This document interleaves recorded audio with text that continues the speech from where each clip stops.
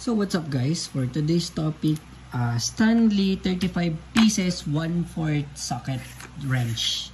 So guys, sa mga bibili nito or kaya kayo nandito kasi balak nyong bilhin yung sa Shopee na nasa basket nyo or Lazada or whatsoever, guys, nire-recommend ko na bilhin nyo to. Perfect na perfect to for yung mga pangtaas. Kaya nito mag-disassemble ng isang throttle body or cover nung top cover ng engine. Kayang-kaya nito guys. Perfect na perfect to, yung mga mahabang extensions. At tsaka, o nga pala, ito, this is a 2018 na purchase ko to. So 2019, 20, 21, 22, 23, 24, 25, 7 years ko na siyang ginagamit guys, at still looking good.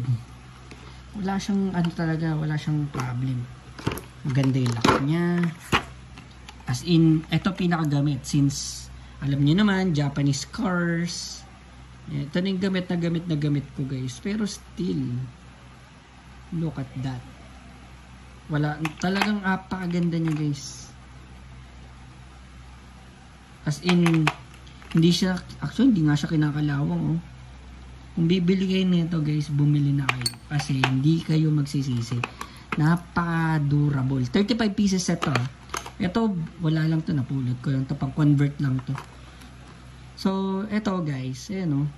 May lock siya, ganyan. Maganda siya. Sobrang okay siya talaga. Tapos, hindi ko maintindihan. Ito mapa bahay, mapa kotse. Hindi ko alam bakit palaging sakto itong mga itong tatlong tube, itong apat pala na to, saktong-sakto to sa lahat. Hindi ko alam kung paano ginawa nila, pero yung mga sockets, talagang gamit na gamit to. Hindi ko maintindihan kung paano teknolohiyang ginamit nila, pero itong mga to, yan yung common na ginagamit ng mga manufacturing. So talagang gamit na gamit. Look, tignan nyo naman ilang taon, 7 years old. Tignan nyo gaano kagandang quality. Ganda guys. Hindi kayo magsisisi. Kung nag-iisip kayo at nandito kayo to check kung good quality ba talaga to, perfect guys. Nabili ko to that time, kung hindi ako nagkakamali, is 1,600. Pero ngayon yata nasa 2,000 pesos na to. Or more than that. 7 years guys. 7 years in service. Wala pa ring damage to. Lahat functional. Functional to. Ito. Yan. Sobrang useful niya.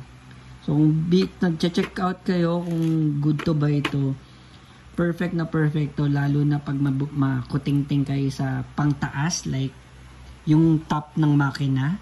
Syempre, sa pang-ilalim, hindi na to mag-work.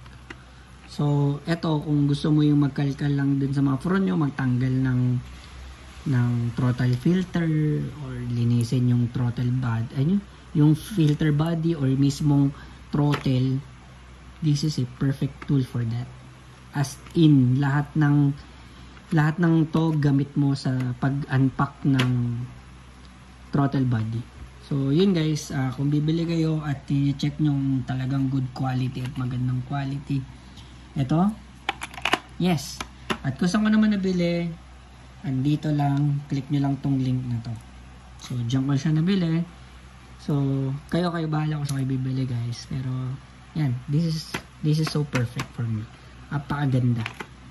So, yun lang guys. Thank you for watching. See you in my next video guys. Bye!